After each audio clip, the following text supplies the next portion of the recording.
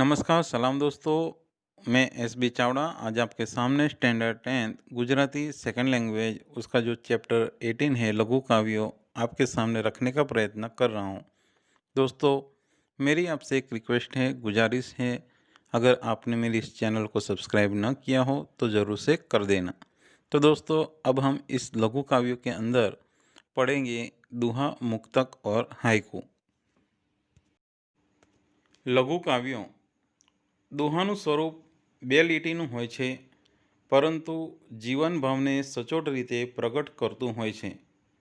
પહેલા દોહામાં કવિ સ્વજનો વચ્ચેના પ્રેમની વાત કરે છે કે લીમડો કડવો હોય પણ તેનો છાંયો શીતળ હોય છે, તેમ ભાઈઓ વચ્ચે અબોલા થયા હોય તો પણ ખરે ટાણે એ પડખે ઊભા રહે છે.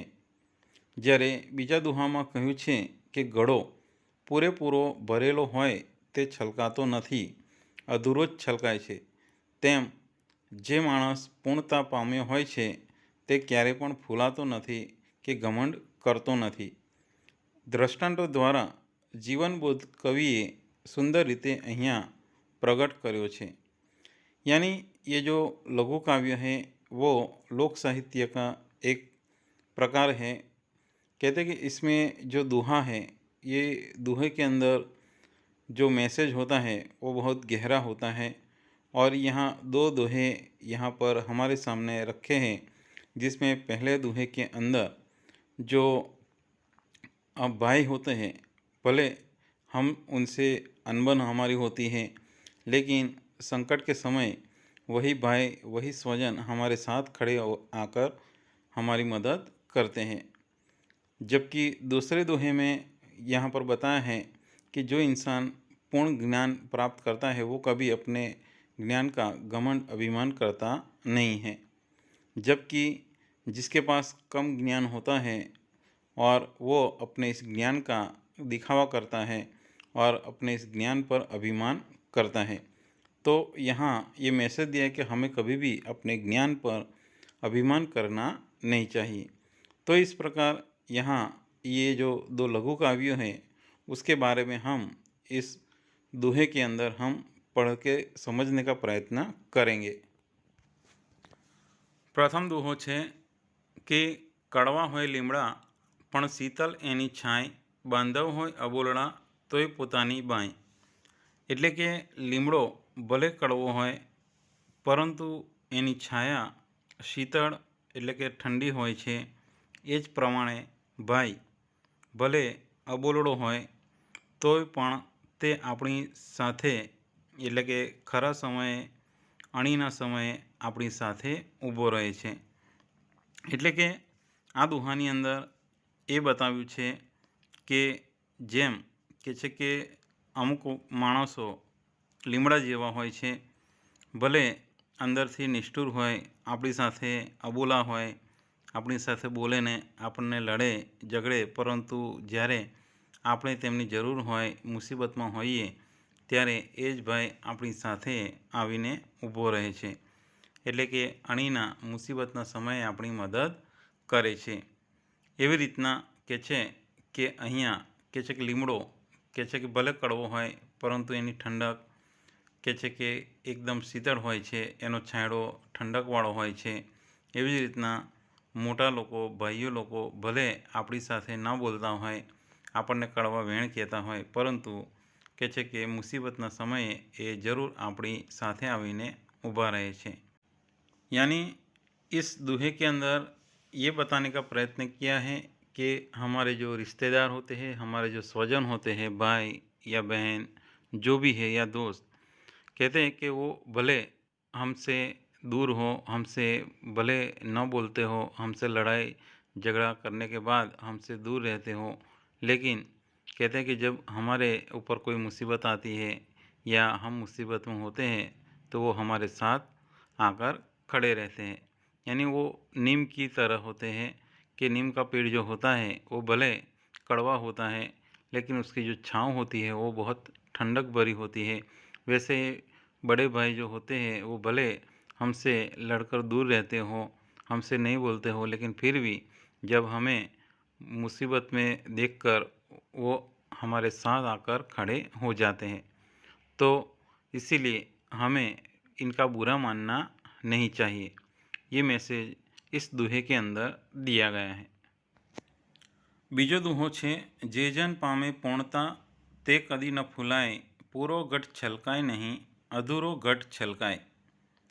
एनो मतलब छे कि जे जन एटले के माणस पूर्णता पामे छे ते क्यारे पण फूलातो नथी, जेम के पूरेपूरो भरेलो घड़ो छलकातो नथी अने अधूरो भरेलो घड़ो ज छलकाय छे।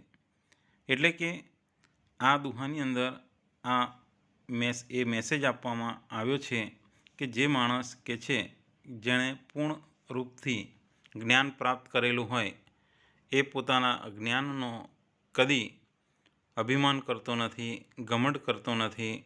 ज्यारे जे माणस थोड़ुं ज्ञान प्राप्त करे छे ए पोते अभिमान करे छे अने पोते ज्ञानी होवानो घमंड करे छे। कहे छे कि एवा माणसो के छे गड़ा जेवा होय छे। कहे छे कि जे माणस पूर्ण ज्ञानी होय छे ए पूरा भरेला पाणीना गड़ा जेवो होय छे।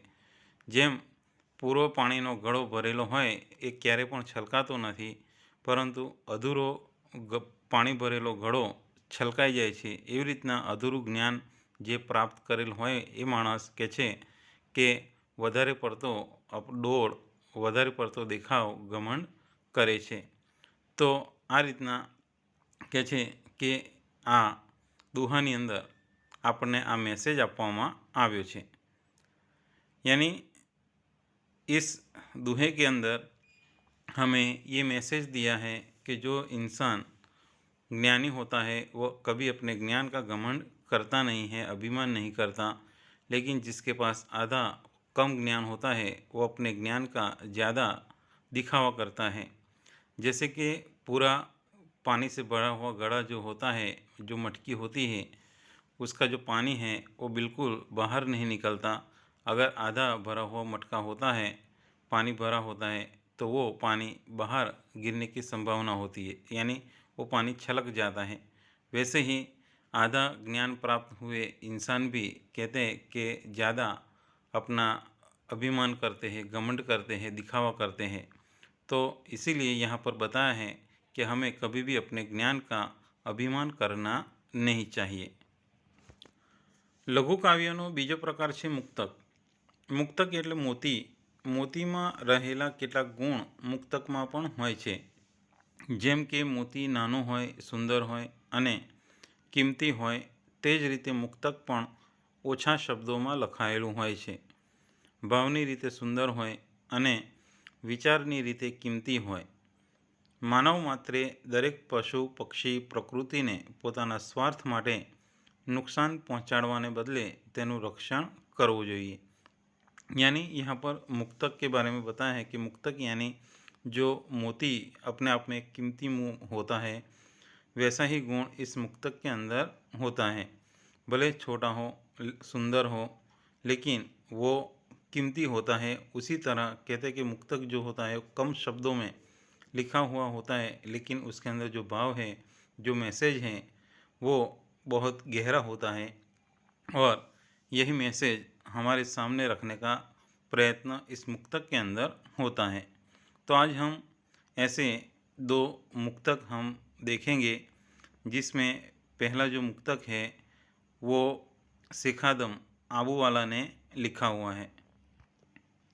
शेखादम आबूवाला तेओनो जन्म तारीख 15/10/1929 में अने अवसान तारीख 20/5/1985 में थयो हतो। शेख आदम मुल्ला सुजाउद्दीन आबूवालानो जन्म अमदावाद में थयो हतो। तेओ केटलोक समय पश्चिम जर्मनी में रह्या। वॉइस ऑफ जर्मनी में हिंदुस्तान रेडियो विभागનું हिंदी उर्दू सर्विसનું संचालन कर्યું। गुजराती गઝલના વિકાસમાં મુશાયરા પ્રવૃત્તિ દ્વારા તેમણે નોંધપાત્ર પ્રદાન કર્યું છે। સરળ બોલચાલની ભાષામાં લખાયેલી તેમની ગઝલો ખૂબ જ લોકપ્રિય બની છે। ચાંદની, સોનેરી લાટ વગેરે તેમના ગઝલ સંગ્રહો છે। ખુરશી તેમનો કટાક્ષનો કાવ્ય સંગ્રહ છે। यहाँ शेखादम आबूवाला के बारे में हम अगर पढ़ें तो इनका जो जन्म है वो अहमदाबाद में हुआ था और वो कुछ समय तक जर्मनी में भी रहे थे। वॉइस ऑफ जर्मनी में हिंदुस्तान रेडियो विभाग के उसके अंदर वो हिंदी उर्दू सर्विस का संचालन किया करते थे। उन्होंने अपनी कई गज़लें लिखी हुई जिसमें चांदनी, सोनेरी लाट वगैरह फेमस है और खुर्शी उनका जो कटाक्ष का काव्य संग्रह है और इस प्रकार उन्होंने अपनी रचनाएं लिखी हैं। अब हम इनके जो पहला जो मुक्तक है उसके बारे में हम पढ़ने का प्रयत्न करेंगे। अमने नाखो जिंदगीनी આગમાં આગને પણ ફેરવીશું બાગમાં સર કરીશું આખરે સૌ મોરચા मौत ने पण आवा दो लागमा। यानी इस मुक्तक के अंदर शेखादम आबूवाला ने हमें जीवन जीने का जो तरीका है, ज़िंदगी की जो खुमारी है वो यहाँ पर बताने का प्रयत्न किया है। यहाँ पर इस मुक्तक के अंदर कहा है कि भाई अमने जिंदगीनी આગમાં નાખો પણ આગને ફેરવીશું બાગમાં મોતને પણ આવા દો લાગમાં। એટલે કે બધા મોરચા સર કરીશું, જીતીશું, એટલે કે કપરી પરિસ્થિતિમાં પણ ખુમારીથી जीवीशु अने हारीशु नहीं। यानी कि इस मुक्तक के अंदर शेखादम आबूवाला ने ज़िंदगी की जो खुमारी है उसको यहाँ पर बयां किया है, हमारे सामने रखा है। कहते हैं कि कैसी भी परिस्थिति हो, विषम परिस्थिति हो, लेकिन हमें हिम्मत हारनी नहीं चाहिए। वही भाव इस मुक्तक के अंदर व्यक्त हुआ है। कहते हैं कि चाहे कैसी भी मुसीबत क्यों ना हो, चाहे सामने आग जैसी बड़ी मुसीबत भी हो, लेकिन फिर भी हम उसे हंसते हंसते पार कर जाएंगे और हम कहते हैं कि कभी हारेंगे नहीं, हम उसे जीत कर ही रहेंगे। यानी हम उसमें सफल रहेंगे और उसमें सफलता प्राप्त करेंगे। तो इस प्रकार इस मुक्तक के अंदर ये जो खुमारी है, हमारी ज़िंदगी की खुमारी किस प्रकार से हमें रखनी चाहिए, किस प्रकार खुमारी से हमें अपना जीवन जीना चाहिए, ये मैसेज यहाँ पर दिया गया है। હવે આપણે બીજું મુક્તક જોઈએ એના પહેલાં તેના જે કવિ છે હર્ષદ ત્રિવેદી તેમનો પરિચય પ્રાપ્ત કરી લઈએ। તેમનો જન્મ તારીખ 17/7/1958માં થયો હતો। હર્ષદ અમૃતલાલ ત્રિવેદીનું વતન સુરેન્દ્રનગર છે। એક ખાલી નાવ, રહી છે વાત અધૂરી, તારો અવાજ, તારા વિના તેમના કાવ્ય સંગ્રહો છે। શબ્દાનુભવ તેમનો વિવેચનાત્મક લેખોનો સંગ્રહ છે। લાલિત્ય રાજેન્દ્ર શાહના સોનેટ, अलंकृता नवलकथा અને હું તેમના સંપાદનો છે। यानी ये जो हर्षद त्रिवेदी जो है उन्होंने कई रचनाएं लिखी है, जिनमें से उनकी जो मुख्य रचनाएं हैं वो यहाँ पर बताई गई। अब हम इनका लिखा हुआ जो दूसरा मुक्तक है उसे पढ़ने का प्रयत्न करेंगे। बीजू मुक्तक छे पिंजराનું બારણું ખોલીને પંખીને કહેવામાં આવ્યું, હવે તું મુક્ત છે। પંખીએ બહાર નીકળીને માણસ સામે જોયું અને પાછું પિંજરામાં ભરાઈ ગયું। એટલે કે આ મુક્તકની અંદર કવિ આપણને એ મેસેજ આપવાનો પ્રયત્ન કરે છે કે માણસ જે છે એ કહે છે કે એના ઉપર જે અવિશ્વાસ જે છે એ અવિશ્વાસનો ભાવ અહીંયા વ્યક્ત થયો છે। કહે છે કે મુક્ત થયેલું જે પંખી છે એ માણસને જોઈને ફરી પાછું પિંજરામાં ભરાઈ જાય છે, કારણ કે તેને માણસના સ્વભાવ ઉપર વિશ્વાસ નથી। કહે છે કે પિંજરાનું બારણું ભલે ખોલી નાખ્યું અને તેને કહેવામાં આવ્યું હોય કે ભાઈ હવે તું મુક્ત છે, તો પંખી પિંજરાની બહાર નીકળે પણ છે અને માણસની સામે જુએ પણ છે, પરંતુ તે ઉડવાને બદલે પાછું પિંજરામાં ભરાઈ જાય છે, કારણ કે તેને આ માણસની વાત પર વિશ્વાસ નથી। તો આ રીતના અહીંયા અવિશ્વાસનો જે ભાવ છે એ આ मुक्तक अंदर दर्शावવામાં આવ્યો છે।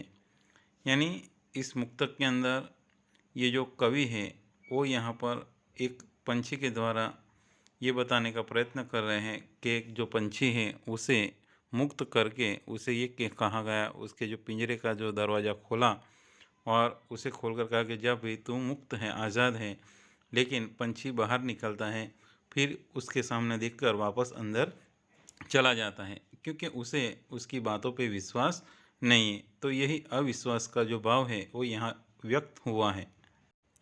लघु काव्यनो त्रीजो प्रकार जे छे ए छे हाइकू।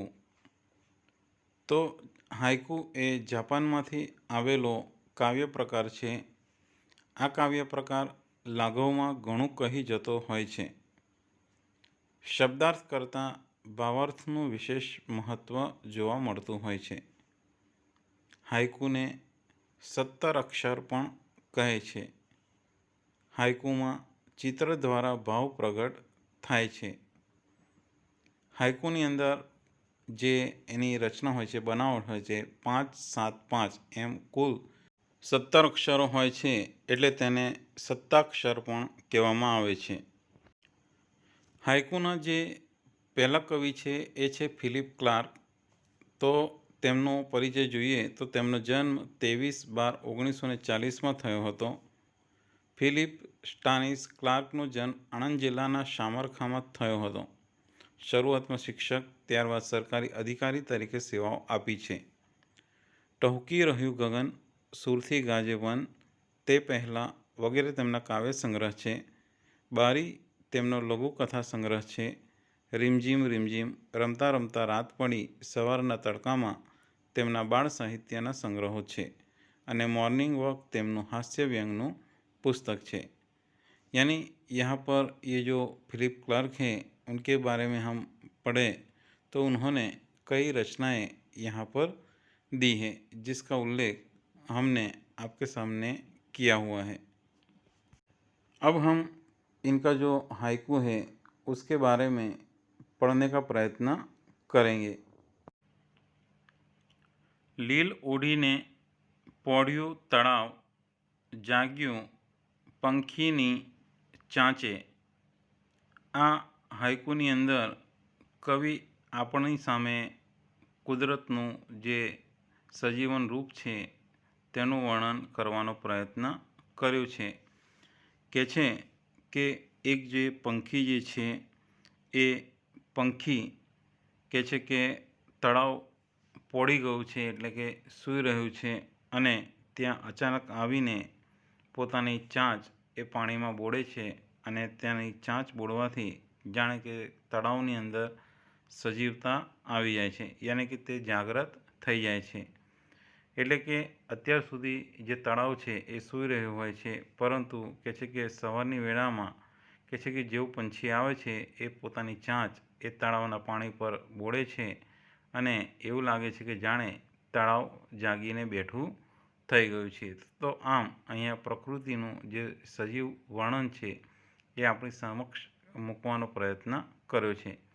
यानी ये जो हाइकू है, इस हाइकू के अंदर कवि ने हमारे सामने ये जो कुदरत का जो सजीवन रूप है वो हमारे सामने रखने का प्रयत्न किया है। कहते हैं कि तालाब अभी तक सो रहा है, लेकिन कहते हैं कि उसी समय एक जो पंछी है वो आकर अपनी जो चोंच है वो पानी के अंदर डालता है, तो ऐसा लगता है कि उसकी चोंच से जैसे तालाब फिर से जग जाता है और उसके अंदर नई जान आ गई हो, ऐसा महसूस होता है। तो इस प्रकार यहाँ इस हाइकू में प्रकृति का जो सजीवन रूप है वो हमारे सामने रखने का प्रयत्न किया है। बीजा जे हाइकूना कवि छे ते छे धीरू परीख। તેમનો જન્મ તારીખ 31/8/1933માં થયો હતો। ધીરુલાલ ઈશ્વરલાલ પરીખનો જન્મ વિરમ ગામમાં થયો હતો। ગુજરાત યુનિવર્સિટીમાં ગુજરાતી વિભાગમાં અધ્યક્ષ તરીકે સેવાઓ આપીને તેઓ નિવૃત્ત થયા છે। કંટકની ખુશ્બો તેમનો વાર્તા સંગ્રહ છે। ઉઘાડ તેમનો કાવ્ય સંગ્રહ છે। અંગ 25માં છપ્પા શૈલીના 25 કટાક્ષ કાવ્યો છે। આગ્યો તેમનો હાઇકુ સંગ્રહ છે। રાસયુગમાં પ્રકૃતિ નિરૂપણ તેમનો શોધ પ્રબંધ છે। દેશ વિદેશના કવિઓ વિશેનો પરિચય આપતું આ પુસ્તક પણ તેમણે આપ્યું છે. નિષ્કુળાનંદ પદાવલી, 7 महाकाव्यों, पंच महाकाव्यों वगैरह તેમના संपादन ग्रंथों છે. यानी यहाँ पर ये जो धीरू परीख है उनका जो परिचय हम अगर देखें तो उन्होंने भी कई रचनाएं लिखी हुई है और जो आज्ञा जो है वो उनका हाइकू संग्रह भी लिखा हुआ है. तो अब हम उनका जो हाइकू है उसे पढ़ने का प्रयत्न करेंगे. पर्वत टोचे पहुँच्યું વાદળ, સ્વયં ગયું વેરાય. એટલે આ હાઇકુની અંદર કવિ કહે છે કે વાદળ ઊંચે ચડતું પર્વતની ટોચે પહોંચે છે ને વેરાઈ જાય છે. આપણે પણ તેની જેમ જ જેટલા ઊંચે જઈએ એટલા હળવા થતા જવાનું છે.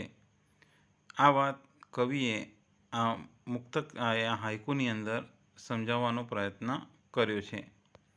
यानी यहाँ पर कवि जो है वो हमें ये बताने की बात कर रहे हैं, प्रयत्न कर रहे हैं कि ये जो बादल होता है, कहते कि पानी का भरा हुआ बादल जैसे जैसे पर्वत की ऊपर जाता है और वहाँ जाकर अपना सारा पानी वो निकाल देता है, बरस जाता है और एकदम हल्का फुल्का हो जाता है. वैसे ही हमें भी जैसे जैसे हम ऊपर उठते जाए यानी समृद्धि के यानी अच्छी पोजीशन ऊपर चढ़ते जाए तो उस समय हमें बादल की तरह ही हल्के फुल्के बने रहना चाहिए.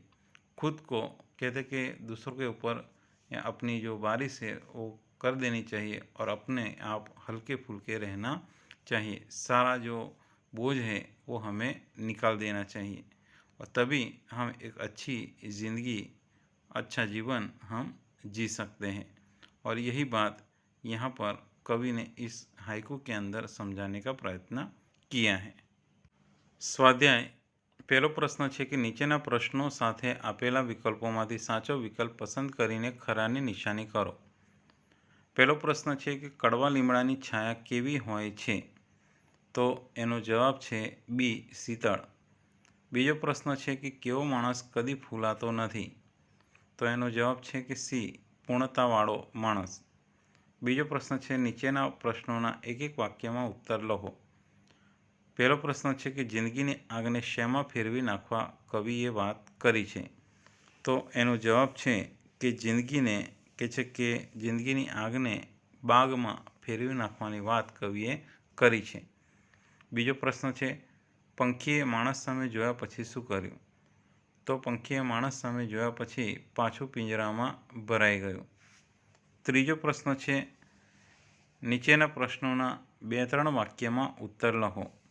તો પહેલો પ્રશ્ન છે તળાવને કોણ જગાડે છે? તો એનો જવાબ છે કે તળાવ લીલની ચાદર ઓઢીને પડી ગયું છે. પંખી ચાંચ મારીને તળાવને જગાડે છે. તળાવ જીવંત થઈ જાય છે અને તેનામાં સજીવતા આવી જાય છે. બીજો પ્રશ્ન છે કે પૂર્ણ ગળા દ્વારા કવિ શું કહેવા માંગે છે? તો પૂર્ણ ગળા દ્વારા કવિ કહેવા માંગે છે કે જે માણસ પૂર્ણતા પામ્યો હોય છે, જેનામાં સંપૂર્ણ જ્ઞાન હોય છે, તે ક્યારેય પણ ફૂલાતો નથી, ઘમંડ કરતો નથી. તેને પોતાના જ્ઞાન વૈભવનું જરા પણ અભિમાન હોતું નથી. ત્રીજો પ્રશ્ન છે કવિ મૃત્યુ સાથે કેવો સંઘર્ષ કરવા માંગે છે? એનો જવાબ છે કે કવિ મૃત્યુ સાથે પણ હિંમતથી બાથ ભીડવા માંગે છે. ગમે તેવી કઠણ પરિસ્થિતિમાં પણ હારવા માંગતા નથી. હવે ચોથો પ્રશ્ન છે કે નીચેના પ્રશ્નોના સવિસ્તાર ઉત્તર લખો. પહેલો પ્રશ્ન છે વાદળ ટોચે પહોંચી વિરાઈ ગયું, પંક્તિમાં વ્યક્ત થતો સંદેશ જણાવો.